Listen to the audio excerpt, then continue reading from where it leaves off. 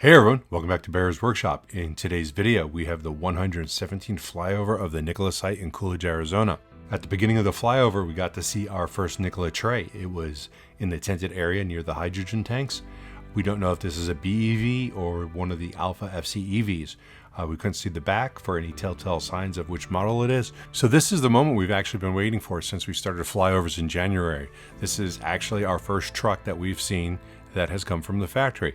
So it's kind of exciting to see something coming out of that factory after 10 months of flying. So congratulations, Nikola. We've seen one. I know they've already come out, but this is one we got to see. So that's awesome to see. And we're excited to see more. In the steel area, we can see not much has changed since Friday's visit, but elsewhere we are seeing activity. The area that was marked off last week just north of the main building has some digging going on. Now, this area is supposed to be a wash station and a dyno testing area, but the area marked off is much larger than what they would need. However, we see digging happening right where the dyno area should be. An in-ground dyno would need to be dug out, so this could be the beginning of this. We'll have to see what happens in the days to come, days and weeks to come. So, lots of things to see today. I hope you enjoy the video, and if you do, please hit that thumbs up button. If you haven't already, please subscribe to see more content like this in the future.